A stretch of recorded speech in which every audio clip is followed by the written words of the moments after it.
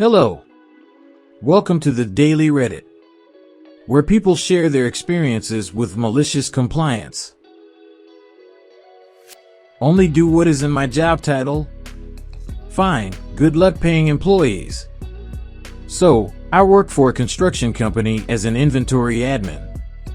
My job is to basically schedule counts of our warehouse and input the numbers they give me for inventory. Then try to see what the problem is when the numbers on the last count and current count don't add up. There is a little bit more to it, but I will not bore you with the specifics. The problem with this job is that when you have been doing it long enough and are good at it, there is less work to do. In the beginning, when counting one rack out of 60 racks of material would take a few days, it was fine because I was always busy. But now that everything is in order, the entire warehouse can be counted in 3 days. This leaves me bored for most of the time. So, to fix this, I studied up on our cloud-based ERP service that we use for all internal and external transactions and have become sort of an expert on it. Every single aspect of this company uses this ERP service to do their job. Timesheets, HR, payroll, accounting, scheduling, management, manufacturing, ordering from vendors, delivering, inventory, etc. all runs through this ERP service. So it is very important that this service is up and running perfectly 24/7. I became so proficient in this service that our VP decided to cut ties with our consultants of the ERP because I could do what they did but better, quicker, and much cheaper. For reference, we were paying these consultants $5,000 a month just to be on standby if we needed them for some sort of problem that could arise from using this ERP, and had to dish out more money to fix those problems depending on how many hours of their time was spent to fix said problems. Not sure on their exact rate, but it was something like $200 an hour, and they took weeks to fix anything, while I could fix the problem in time for my daily afternoon shit break. I never got an official job title or raise of any kind for being an expert on this service. The company just saw me being able to do it and let me fix things that happened, so they no longer needed the outside help. I wasn't too upset because it gave me something due, so I was glad to help the company save money, even if none of that money fell my way. Skip ahead a few months. We now have a new warehouse manager, and someone in the warehouse fucked something up in inventory by sending a bunch of materials to the wrong job with no records of it being shipped. We are talking $500,000 fuck up here. In the same day, our ERP had an update that caused a bunch of bugs with our accounting department. So, I decided to work on the ERP problem first because the warehouse fuck-up is more of a delay fuck-up and not actually stopping anybody from doing their job at the moment, while this accounting problem means our bills are not able to be paid. You can guess what kind of issues we will have if bills are not paid. The ERP bugs turn out to be quite big and numerous, so it ends up taking me a couple days to figure out, but I fix it before any bills are actually due and decided to take lunch a little early to celebrate a victory. Crisis averted. New warehouse manager storms into my office after I get back from lunch and is livid. Apparently, the bosses were pinning the blame on him for the warehouse fuck-up. And considering he is the one who oversees shipments and personnel in the warehouse, the blame is rightfully placed. He starts laying into me, asking why I have not fixed the problem yet. Yelling and screaming like a child. I tried explaining that I was fixing an ERP issue and have not had time to look at the warehouse problem yet. He gets even more angry and notes that it is funny how I have time to take early lunches but not do my job. That started to piss me off, but I held my tongue and kept calm about the situation. He then ordered me to only do what is in my job title and to leave the ERP bullshit to the people competent enough to handle it, as he put it. Since this guy was technically my supervisor, I had no choice but to obey. I asked him to send me that in writing, and he snarks and storms back into his office. 5 minutes later, I get an email stating that under no circumstances am I to work on anything related to ERP unless it involves inventory. Cue malicious compliance. I do nothing but inventory from that point forward, knowing damn well that we would be essentially coasting until we hit a problem that I would refuse to fix. Sure enough, not even a week later I get an email from HR that some sort of bug in the ERP system was preventing them from accessing payroll to pay employees this week. I reply an apology that I am no longer able to work on ERP bugs due to supervisor and to refer to the ERP system help guide for further assistance. I knew the help guide was not going to help her in the slightest, but it was no longer my problem, so I was not going to deal with it. Skip a few days later to Friday. I checked my bank account in the morning before getting to work and laughed because there was no money deposited. That problem never got fixed. I hurry up and get to work, excited to see the chaos unfold. And what I was expecting was an understatement. When I show up to work, I see the entire warehouse staff of 50 people walking out of the front door. I stopped one and asked why they are leaving, and they replied with, "I didn't get paid today, so I am not coming back until I do." I go into the office and see the warehouse manager in a panic. He has jobs that need material and nobody to load it onto trucks or deliver.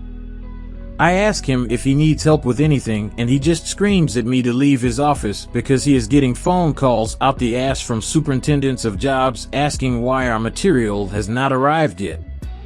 I pass by HR on the way to my office and see a bunch of the bosses huddled up over her computer with her with angry and confused expressions on their face, I guess trying to figure out the problem. I felt bad for her because it really was something out of her control, but I knew she would ultimately be okay because she had been there for so long that they would never fire her. When I get to my office, I see the VP waiting for me there. He has a very pissed off expression on his face. When we get inside, he demands to know why I did not fix the problem in HR when she emailed me about it. I replied that I am no longer allowed to work on ERP problems as it is not in my job title. He has the most shocked look on his face and asked why all of a sudden I had a change of heart. I show him the email from warehouse manager and I could see the dots connect in his head.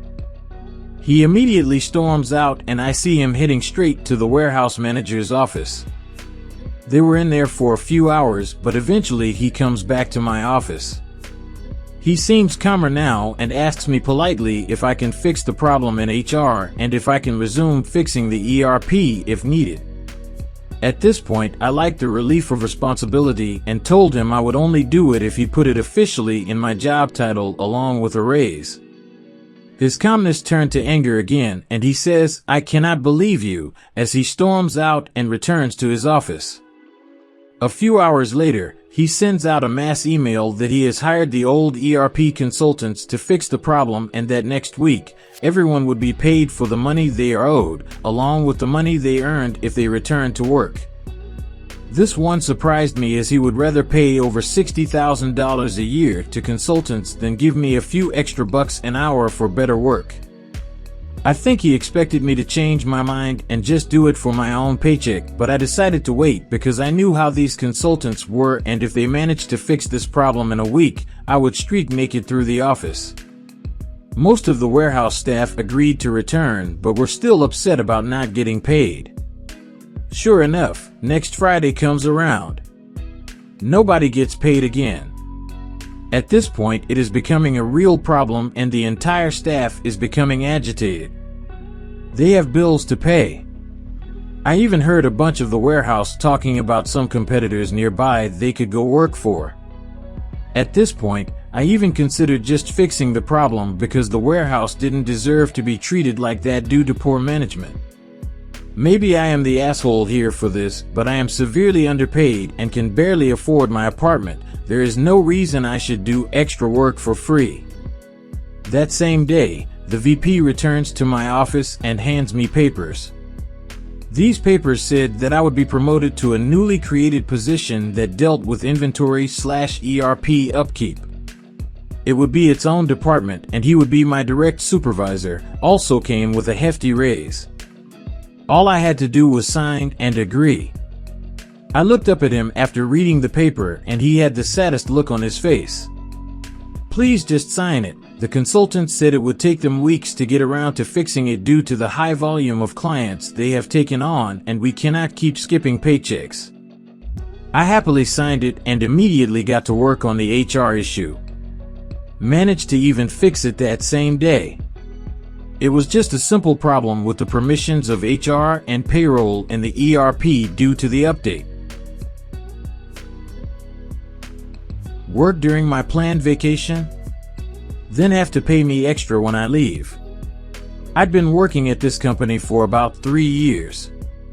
I had been consistently growing in my role and eventually was given a project to own, with 1 to 2 other team members if needed, but it was a major project, with a quick turnaround. I determined I could do it myself, though it would be tight, and since I was hoping for a promotion, I took on the project solo.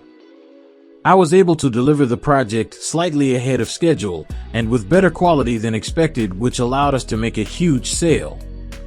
The head of the company gave me an award at an all-hands meeting for the work I did, and my boss let me know I was on track for an end-of-year promotion, with a nice pay raise and more responsibilities. But I was needed in another part of the business, so I was going to have to transfer under a new manager that was notoriously hard to work with. I transferred to this manager, and the first meeting we had to get on the same page. I brought up that I had a 3-week planned vacation in 4 months. I had never taken vacation, so had 6 weeks saved up and did not want to start losing it. He told me, of course, that would be fine and we would be able to make it work. About a week later, we have our first meeting with our product team. They had a new, large project idea and wanted it to be released in just 3 months. As my team looked over the details, we knew this was a 6 to 8 month project at best, and it would be better to deliver it in smaller increments, so they still had something to show in 3 months, or we would need to push out the schedule. My boss was adamantly against both, so throughout the next week he made us have last-minute 3 to 4 hour brainstorming sessions every day, but he would not even tell us until around 3 p.m., forcing all of us to work late every day that week. At the end of the week, there was no way we could figure out to deliver everything on the shorter timeline, and so my boss asked me to stay behind after the meeting. For another hour, he railed against me, saying I was failing at this project and that he could not see me getting a good annual review in 4 months, and that a promotion wasn't even on the table. This annual review would also include the project I had just received an award for, and is supposed to encompass 12 months of work, but he was basing this off the first 2 weeks on this new team. At this point, I knew he was ready to use me as a scapegoat for his bad management and started applying elsewhere. We continued working on the project, and sure enough, at the end of 3 months, we were still far from being able to deliver, and my boss was getting heat from up above. Right around this time, I received an offer for another company that would be the promotion I wanted, and an even larger pay increase. I accepted the offer and negotiated my start date to be after my vacation, now 3 weeks away. That same day, my boss calls me into his office and tells me we need to talk about this vacation. I reminded him that we had talked about it months before and that everything is booked, flights, hotels, etc. He would not let up and told me there was no way I could take 3 weeks off with how behind schedule we are. He told me I could go on my trip, but I could not take vacation and would be expected to be online during our business hours throughout the trip, 4 a.m. to 1 p.m. local time in my vacation spot. Cue malicious compliance. Every morning while on vacation, I would log on at 4 a.m., check emails, answer questions on our internal chat, and do the minimum work expected, logging off as soon as it hit 1 p.m., all without burning any vacation. With 1 week left in vacation, I requested a conference call with my boss to give him my 2 weeks notice. He was shocked and tried everything to get me to stay and finish out the project, including bringing back up a possible promotion. I told him I had already accepted a job with a start date upcoming. I worked my last 2 weeks before moving on to my new job. Because my boss required me not to take vacation, the company had to pay out all of my accrued vacation once I left, a little less than 7 weeks at this point, including the 3 weeks I had originally planned to take. Now short-staffed, I heard from other coworkers that the project missed 2 more adjusted deadlines, and eventually the manager was demoted before being let go from the company. About 6 months later, the head of the first company asked me to lunch to offer me a role taking over my former boss's old position. I negotiated an even higher pay increase, as well as company equity, and ended up going back there for 3 more years. Want me at work on time? Of course. At my previous job, I always arrived about 10 to 15 minutes early to get settled in and get my computer up and running, get logged into all my mail and accounts, pull up all my tabs and whatnot. It took my computer about 10 minutes or so to boot up and get up to speed. One morning I arrived at work about 5 minutes early instead of my usual 10 minutes. I guess I scuttled up the stairs to make sure I was up and running by 8, that is, to make sure I'm in the desk with my computer on at 7:55 at the latest. Not 10 minutes later, my boss, not my direct supervisor, comes over and says he saw he jogging through the parking lot. He asked me, in that underhanded confrontational way when one knows the answer already, if I was late that morning. I explained just as I have in this post. He says, "Oh, okay, and that's that." I look at the clock. It's like 8:02. I think to myself, oh, so that's what kind of person you are. Got it. If you want me to arrive on time, I will. From then on, I go about my business, still arriving at the usual time 7:50 or so, but instead of setting up, I just set my stuff down and, oh, what a nice morning outside, I think I might take a little walk around the office park for 10 minutes or so. Maybe I might go down to the lobby and get a cup of coffee or something. Maybe I might sit at my desk on my phone. After all, it's not technically business hours yet, right? Then, at exactly 8, I'll turn everything on and let my computer spend the next 10 minutes booting up and get logged in. I did the math. 2 minutes late would have costed the company 63 cents. I continued to work there for 6 more months before I got a better, salaried job elsewhere, doing the same thing every morning. 10 minutes a day, 5 times a week, for 6 months, that's over $400. Not a lot of money, really, but a hell of a lot more than 63 cents. Make sure his store is the first one you deliver. Consider it done. After I left active duty service, serving on board a ship, all I wanted to do is drive, so in 1999 I got a driving job delivering meat in Southern California. It was a tough job, dealing with traffic, and my schedule was always tight, with 16 to 20 deliveries each day to local markets. I was mostly given inner-city routes with markets with limited space for mid-sized delivery trucks. One of my weekly stops was a small market owned and run by an Iraqi immigrant. I will call him Ali. Ali was always scheduled to be my 5th or 6th stop and would always complain to me why I would show up that late, after 9 a.m. each time. He said he wanted to the first one of the day. I told him I knew he opened each day after 8 a.m. each weekday and that I start my route at about 6:15 a.m. Plus, I don't schedule my route. If he wanted to make sure he was the first delivery of the day, he would have to call Steve, our delivery route supervisor. Ali in fact called Steve, because the very next week I received special instructions that read, "Make sure Ali's market is your first delivery of the day." I had my normal amount of stops that day, about 18, and I knew they all will be pushed back at least 2 hours because I knew Ali won't open until 8 a.m. and he will not open the rear door until an hour later. The rear door was for deliveries and trash bin access. I began driving at my usual time. I arrived at Ali's market 15 minutes later. Ali's market is closed. I had my orders. I will make sure Ali's Market is the first one of the day. I park and wait. 8 o'clock came and Ali shows up. He drives his old Benz around the back of my truck and parks, and walks inside through the back door. I wait for him to open the front and he ignores me. He was busy pretending to supervise the cashier, intentionally ignoring me, so I walk to the meat counter on the back. The guy tells me he was not allowed to take deliveries, that I had to wait for Mr. Ali. At this point, I could have gone to make 2 or 3 deliveries and then return, but I had my very specific order.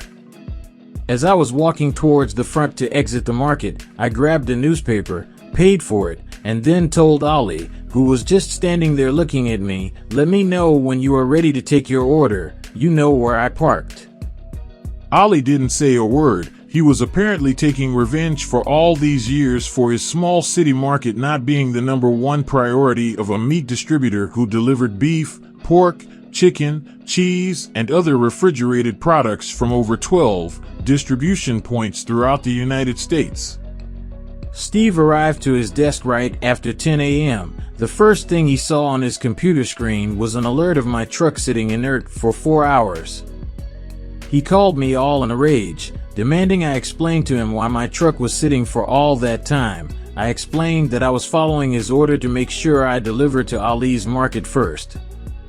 Steve hanged up and called Ali. Whatever Steve told Ali made Ali to get his whinny butt out of his crappy little market and take delivery of his meat order, about 14 boxes of product, if I recall correctly.